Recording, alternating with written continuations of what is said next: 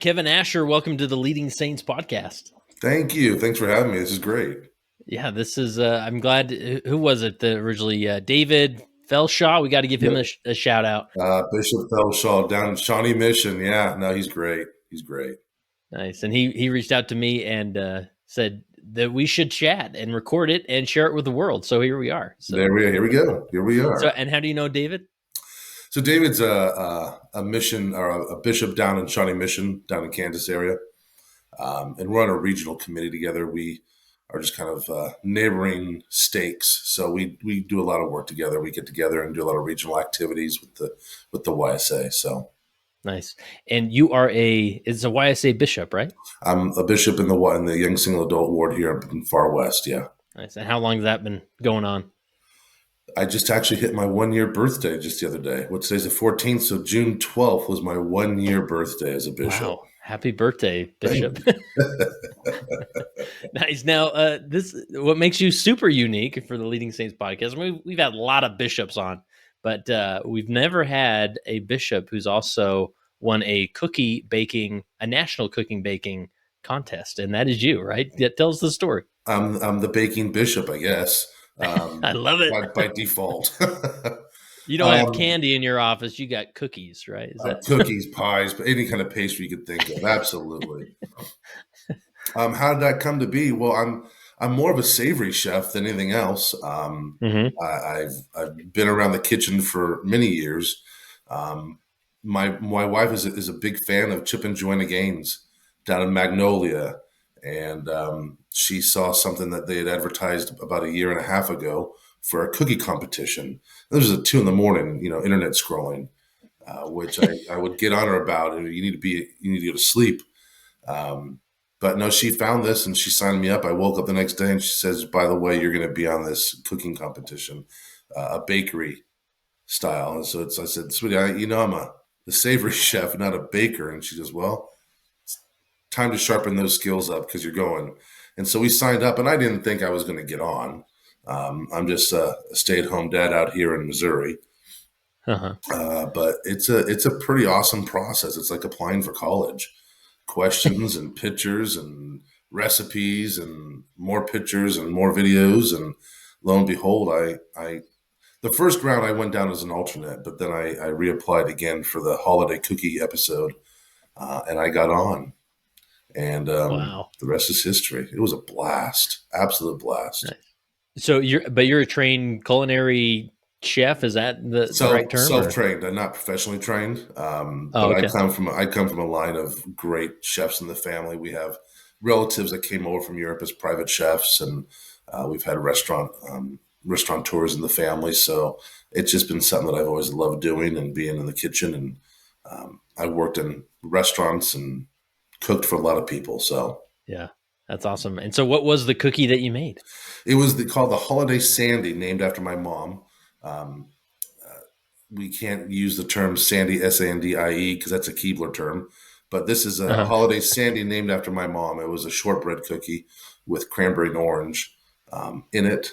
And then on top was a citrus frosting with a little bit of candied orange peel and cranberry crumbled on top too. So it'll be back this coming Christmas as well. Ooh. Oh, yes. Nice. Is there a way, is this episode or contest on YouTube, or how can people see it? It'll be on Instagram. So we have my Instagram, which is Kevin M. Asher, or we have the AsherFamilyTable.com that will be launching up fairly soon as well. So nice. Well, that's a unique job for a bishop, right? It's a blast. I'll tell you what, we get more people at our events than anything else, as long as there's cookies involved. Yeah, I bet. Very cool. Anything else worth mentioning about that experience before we move on? Or I'll just take out the question of that I get a lot from people is, how are Chip and Joanna Gaines? How was the experience being on the show? Some of the most Christ-centered rooted people I've ever met. They are who they say they are. They're just awesome people, and what an incredible experience it was. Very wholesome and just a dynamite atmosphere down at the silos. Absolutely love it down there. Nice. That's good to hear. And hopefully if people ever ask you how was Kurt Frankum, that you'll say something similar. But absolutely. That'll be on the next as podcast. If I'm as famous as the Gaines, but So, well, very cool. So, is there a story? Being called as a YSA bishop, typically you don't see it coming. What was your experience like? Well, honestly, my experience was it was shocking because I'm new to the church. I joined the Church of Jesus Christ of Latter-day Saints. It'll be 8 years ago this Oh, year. wow. And so, having been called to that previously, I was a counselor in the bishopric of the YSA. And I'm still learning the organization and leadership levels of, what it takes to be a bishop or a counselor or really in those aspects. But what it comes across is the same thing: is you serve, and you serve in whatever capacity you're called in. And when I got called as bishop, it was kind of a mind blowing. Okay, I guess if anyone knows I'm ready, the Lord knows I'm ready. So my prayer life increased incredibly to know how Hmm. to best serve and how to how to be in this capacity for these young single adults. Yeah. And then, what do you remember a year ago walking into that? What did you feel prompted with as far as getting started and starting to lead? It was wild. I actually spoke to the previous bishop who was called into the stake presidency, and I remember telling him specifically when I was a counselor on the stand, you learn to love these young people in a way that you normally wouldn't as a regular member in conventional ward year-round families of all with various ages. But when you're in a YSA, it's a very specific age group, and when that stand in that capacity as a counselor and you're serving, you learn to love them in a very special way. When you get called as bishop, that love expands. And you see now in each of these individuals a potential that you couldn't see before. Hmm. And that to me was the most amazing, most precious thing that I felt. I didn't have an agenda. I didn't have an idea of what I was going to do. I just had this incredible feeling for each of these individuals of their potential and what they could become. And that's where I really kind of focused my energy on, was meeting with them individually to see where they're at, kind of fix what needed to be fixed so they could really catapult through life. Yeah. No, that's awesome. That shift I think happens for a lot of leaders. That it's just, and I don't know if it's the keys or the chair or what, but Yeah, there is an expansion of love, especially when you sit in an office with these people as they share their struggles, yeah. and that expanded love definitely helps. One of the things I shared with the young people was that chair and the uniqueness of the chair. And in my office, right behind me, I have a picture of the Savior. And I always point to him when I sit down with these young people individually, and I say, the man behind me, the Savior, Jesus Christ, is the greatest physician who could heal anything. I'm merely one of his nurses. That's my role as your bishop, is to sit down with you, find out what's hurt, what's broken, what's scratched, what's cut, what's bruised, and triage it. How can we fix this wound, spiritual wound, together so we can get you up and running full speed again? So I allow them to see Hmm. me as a nurse that wants to help the process of healing through the powers of the Savior. But it's no more going to the principal's office mindset, or it's no more going to the disciplinarian. It's going to the nurse's station to get triage, to get help, to get fixed. Yeah. I'm curious, you mentioned you've only been a member of the church about 8 years now. Was there, I mean, a lot of us have the benefit of growing up with these roles Mhm. and traditions and whatnot. Was there anything that was harder you felt to understand, or were you asking more questions in certain parts, or? No, so prior to joining the church, I was actually practicing Catholic. I was studying to be a Catholic friar, a priest. I was Oh, discerning wow. discerning the priesthood. So, if anyone's ever watched Robin Hood, I was Friar Tuck at his Yeah. best in the brown robe. But I was really discerning But much to less drunk, I hope. But no, not as bad, not as bad. And I'm not fond of bees like Friar Tuck is, but um, we focused primarily on service, on serving people and Mhm. seeing the Savior through each person. And so that kind of gave me a foundation to work off of. The one thing I had to learn the most when I joined the church and in this calling was the vernacular of terms, and it's kind of a running joke, I think, with a lot of people that I've served with and leaders that I've served with is, this guy here, Asher, he constantly asks why we do things the way we do it, and he does things a little differently, but it's kind of a breath of fresh air for some, I think. I don't go the Yeah. norm. I don't go the way people that may have grown up in the church always do it. I do things the way I feel the Lord is asking me to do them. Yeah.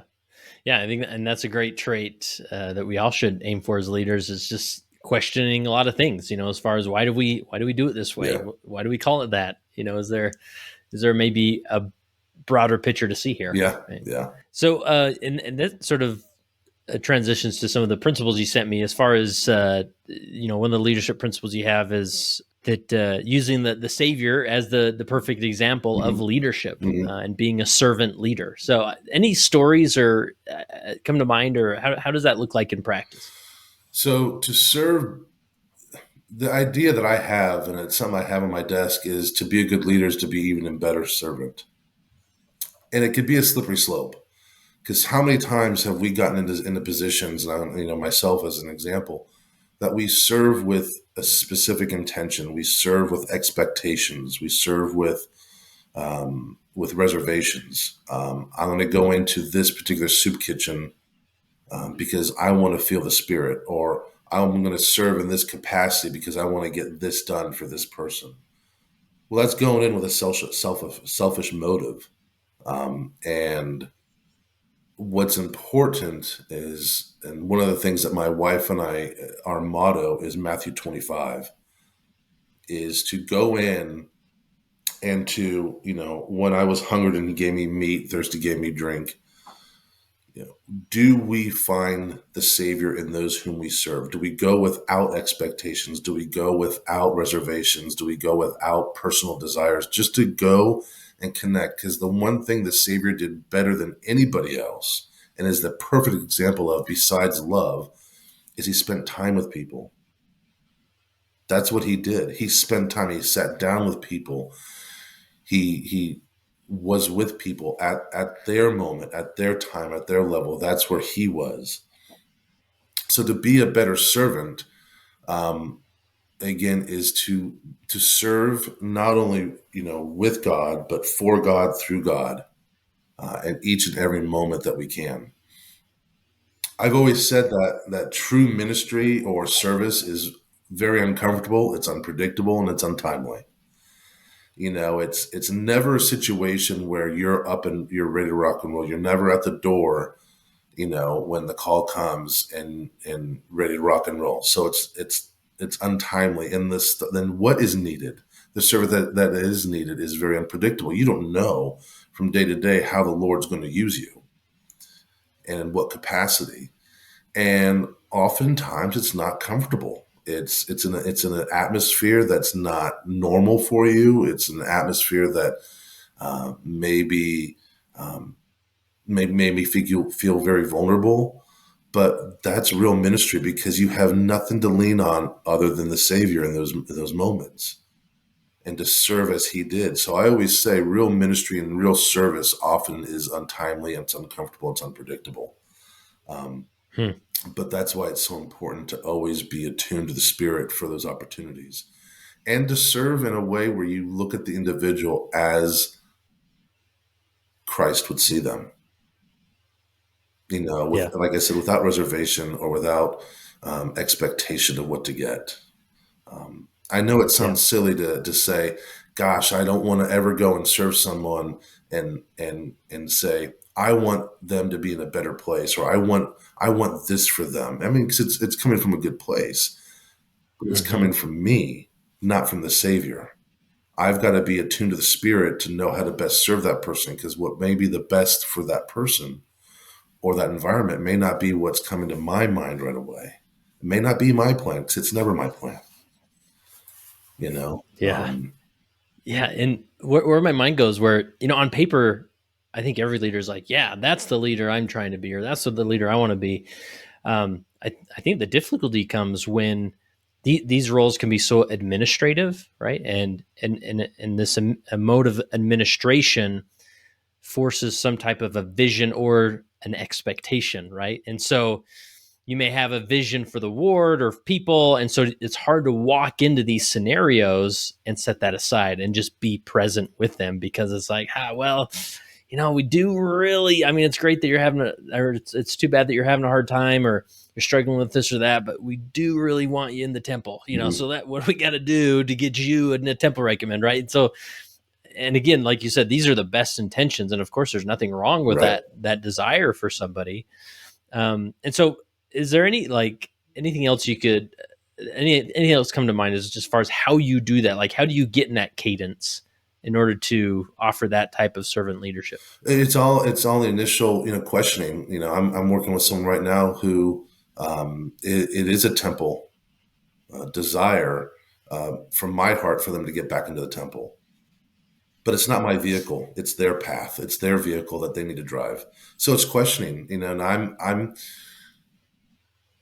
how would I put it? I'm pretty directly compassionate, I guess, or compassionately direct. Is if like Kurt, you came in and I wanted you to get back into that temple. My question to you would be, do you want to go into the temple? Are you ready to get back into the Hmm. temple? And I would want to know why. Why are you ready or why are you not ready? And how can we work together on this journey? Because it's not about me, it's about you. And that's how I approach each of the individuals. It's pretty direct. I don't like to hop around and sugarcoat anything. I like to go straight for it, and but with love and with grace on that, and just again talk to them, have that dialogue with these individuals.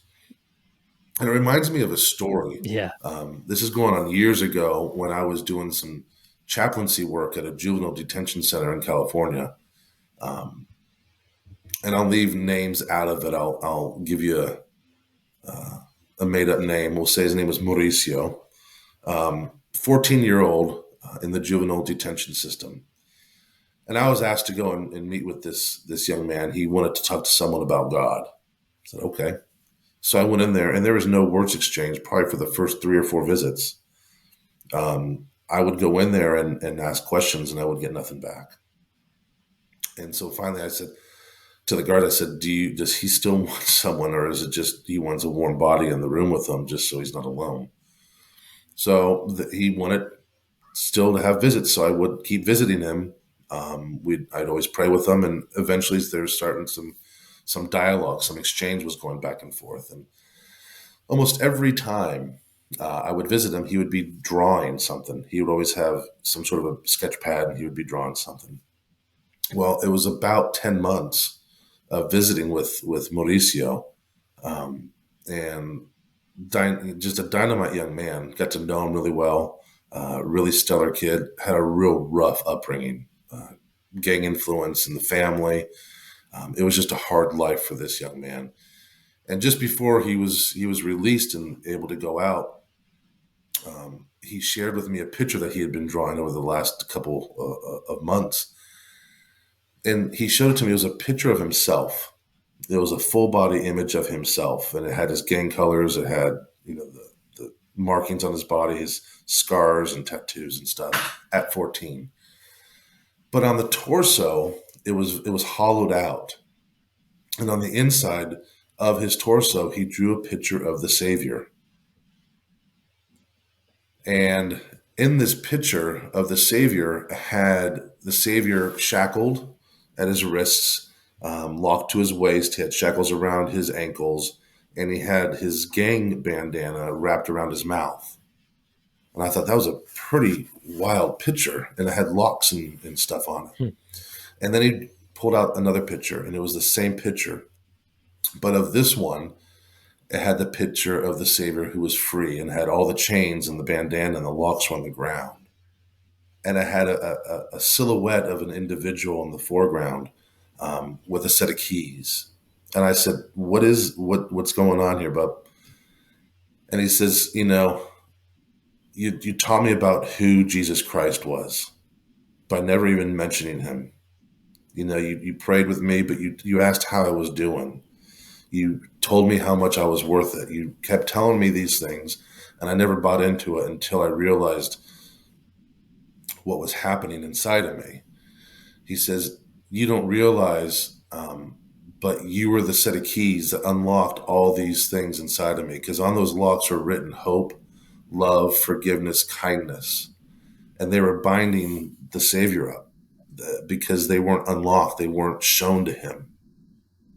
But as time spent with him over and over and over every week and meeting with him, I became the vessel. I became the keys that unlocked the kindness. I showed him compassion and kindness and love and forgiveness and mercy, which unlocked those things within him.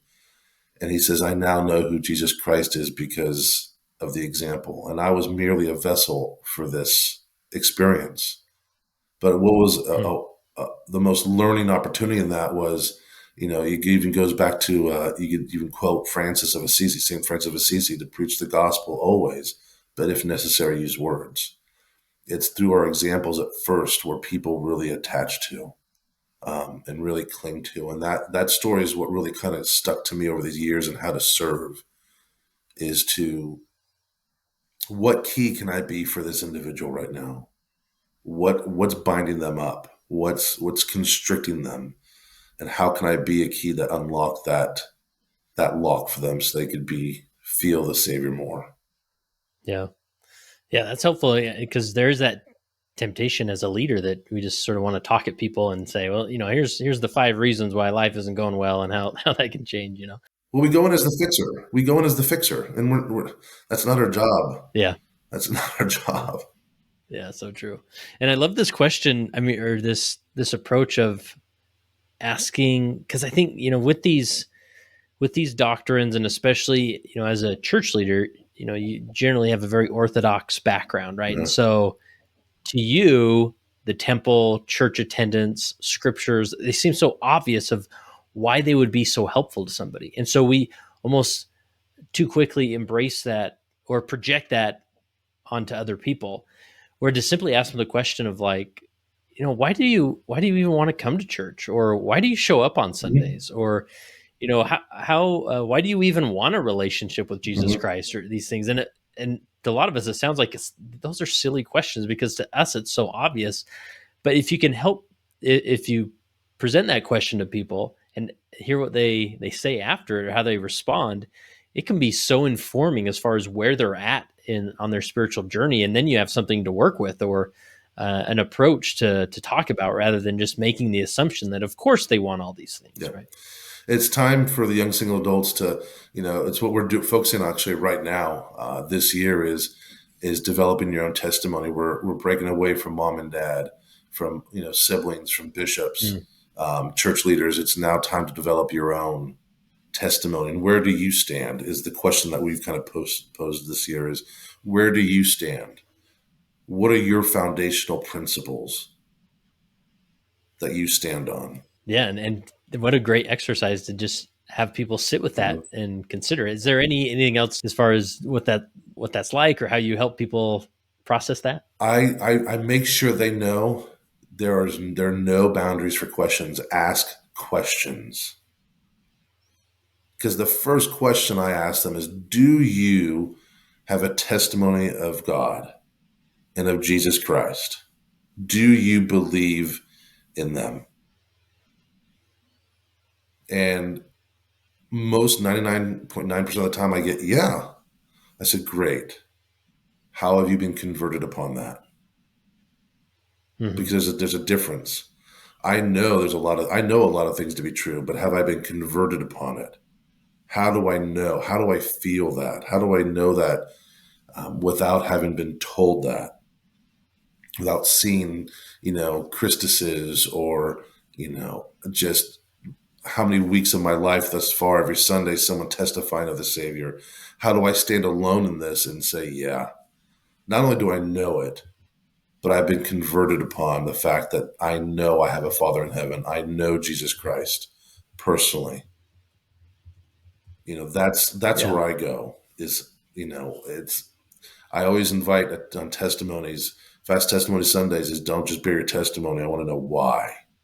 Where my mind goes, I love that as far as like leading them down this path of articulating their beliefs and their testimony, and to set this premise and this cultural norm that there's nothing wrong with questions. And I think we say that, but sometimes that's harder to establish in a culture than we might think. And my mind goes to that. I think it's a Benjamin Franklin quote, and it's not verbatim, but we should question even the very existence of God, because if there is a God, that's a question that he would want us to ask, because it leads us to discover him.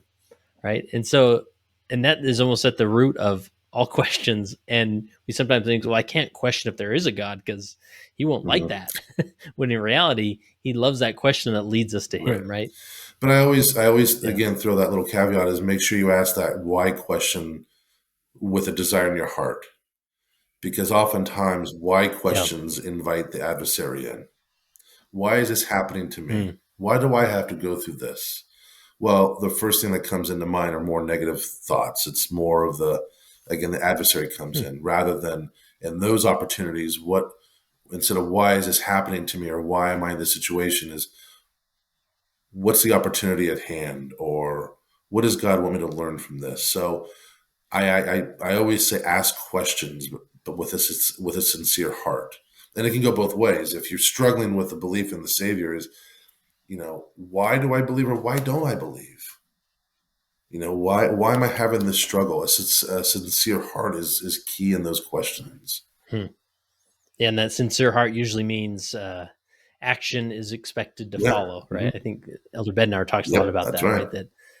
That's the journey of faith. That's right. So I'm looking at the principles here. Any others? You've touched on compassion and holding tight to your integrity and whatnot. Anything else in that realm we haven't touched on that you want to make sure we impact? The compassion's a huge one for me. Most of us are going to come across and meet people that don't have the same beliefs in us. And we have to be careful as a church to not belittle other religions or other faiths. I think it's very important to be able to speak to all people, and to spend time with people, and not to have to judge whether or not they're in the church or not in the church. I always say, even when I was a Catholic and I was just gung-ho and strong convictions, and even in this church, I don't want to ever feel like I'm better than anyone else because I have the fullness of the gospel with me now. I know what's true and you don't. So I don't ever want to feel like I'm in a situation where I'm better than anybody else. I don't want to allow that sentiment. So compassion for me is eating with and sitting down with any person from any background, and just seeing them as the Savior would see them, as beloved children of heavenly parents, regardless of their convictions, regardless of their of anything, but each person as a child of God. And so that takes compassion, and I think it's so important. And to tie into the integrity piece is, I want my congregation to see that in me. I want them to see me out and about, not only hanging out with like-minded people to boost me or to edify what I'm doing, but to see me with people of all backgrounds and embracing every person. Because that's so important. That is such in my opinion, one of the best qualities of the Savior, is he sat with anybody. Now, granted, at his time, there were no Christians, right? There were many people congregating around the same areas, well, in their own areas, but of different beliefs. But that's really, truly, the miracle of that is still happening today. We're constantly walking around people with different beliefs and different backgrounds.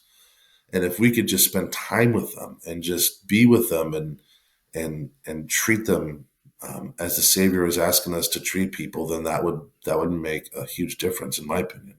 And I imagine that comes into handy as a YSA bishop, is you have even Latter-day Saints in your own ward who have just different beliefs or a different perspective or approach to the gospel that maybe you don't have entirely or you agree with or whatnot. And so you have to approach that with a lot of compassion, right?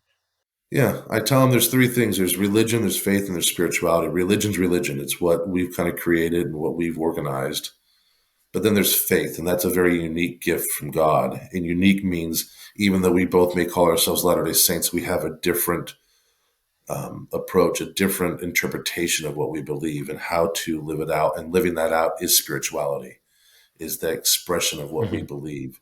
So every person that walks in those doors into the chapel on Sundays, we may all be Latter-day Saints, but our faith is very unique to us and based on our own personal experiences and interpretations, and how we express that is different.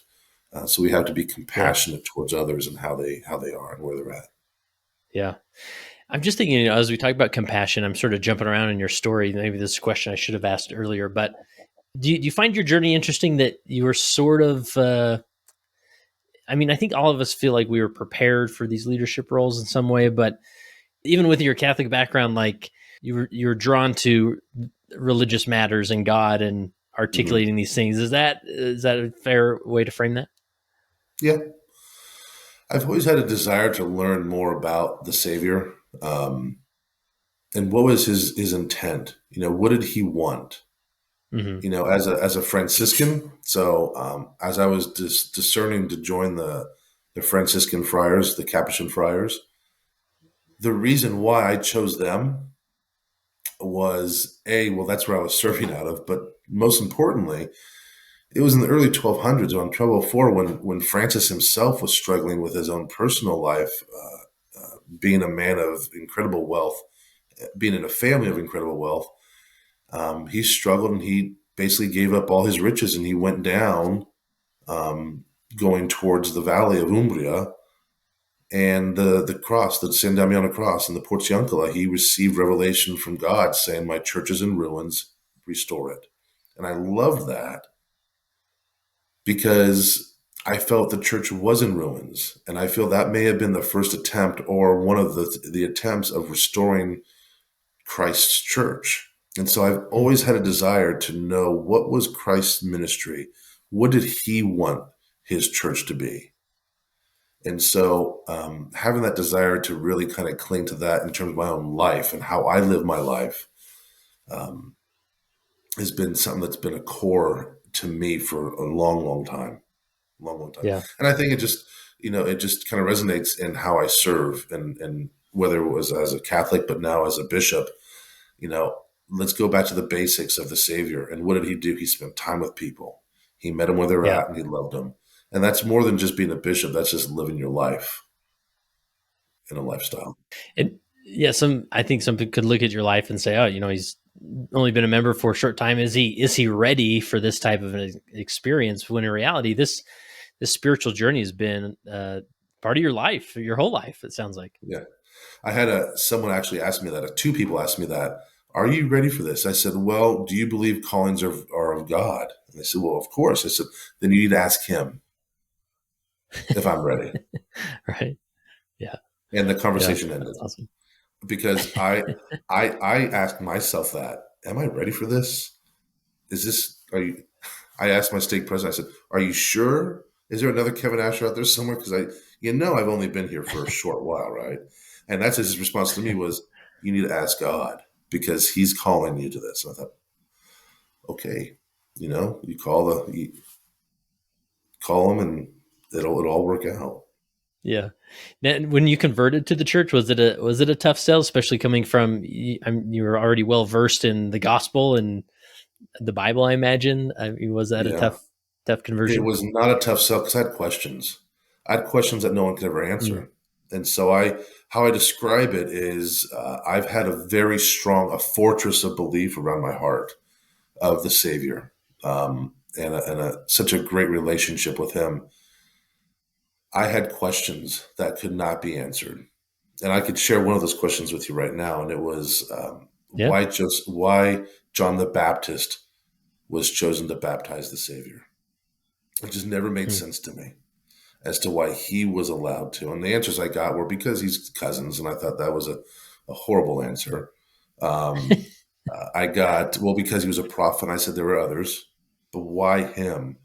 And it never made sense as to why him. And plus, he had been born of Elizabeth, who was so old. It just nothing. There's a lot of things that were just kind of the red flags for me, and I never got answers. And then I learned through meeting with missionaries, In 2014, it was because of the authority. Well, that kind of opened up a lot of Hmm. questions. And I then at that time, because I had read the Book of Mormon a couple times before, but with an ill heart, with the desire to kind of falsify it and to find errors, right? But this time I read it with an intent to read it for what it was, and then at the end to pray about its fullness and its truthfulness. And when I went in with that intent, with that sort of spirit, that brick fortress that I already had of the Savior of belief, that testimony and the realness that I experienced, the Book of Mormon became the mortar between those bricks. It just solidified it even more for me. Um, Hmm. and for me, it's just it was a great, beautiful process of my journey. Yeah. Awesome. Well, I'm glad it led you here, and now Yeah, you're not a friar, but you're a bishop. So yeah, a baking bishop. so it worked out. Yeah, Yeah. Yeah. I do need to ask you one last question. Those watching the video, there's an elephant in the room here because you have a big, beautiful Brigham Young beard. Uh, yes, and as a bishop, that culturally, there's been some, uh, misconceptions about, bishops and beards and whatnot. And so, yeah. your stake president's good with it. You're just, you've always had a beard, or, I mean, what's the story with the beard? I've had a beard. Oh my goodness, I hate shaving. I hate shaving, and I've had a beard now. This beard I've had. Well, my wife has actually never seen me without a beard, and so what I told Oh, my wow. stake president when he called, and I said, I'm just gonna. I know it's out there, President. I know it hasn't been said, but I'm just gonna throw it out there. The beard. And before you say anything, I am far uglier without it than with it. So I'm gonna ask that you allow me to keep this on for the sake of not scaring people away. And he laughed and he says, "You look great with a beard. You can keep it." So Nice. Well, I'm encouraged by that. I think it's a yeah, I don't want to do to the world of them seeing me without this. It's a scary thing. nice. Well, uh, I'm glad I'm glad you're sporting it, and it looks great. And I think more Thank you. bishops should have beards, in my opinion. But There you go. so There very you cool, Kevin. As you reflect on your time as a bishop, just a 1 year, and really just this lifetime of leadership, being drawn go. to the ministry in one form or another, how has being a leader helped you become a better follower of Jesus Christ? You know, it has allowed me to really reflect on humility more than anything else. As a leader, I've learned to be vulnerable in my approach with these young people, and through that vulnerability, I've leaned more on the Savior, on how to not only cling to Him but how to follow Him as the perfect example. And when I follow him, I learned how to follow those whom I'm serving. These young single adults are some of the best in the world. I mean, it's they're we look at young single adults as, sometimes one toe in the water of youth and one toe in the water of adulthood, and they kind of go back and forth. But I will stand before you as a witness to these young single adults that they are some of the most powerful, influential people I've met, and they're dynamite. They serve with all their might, mind, and strength.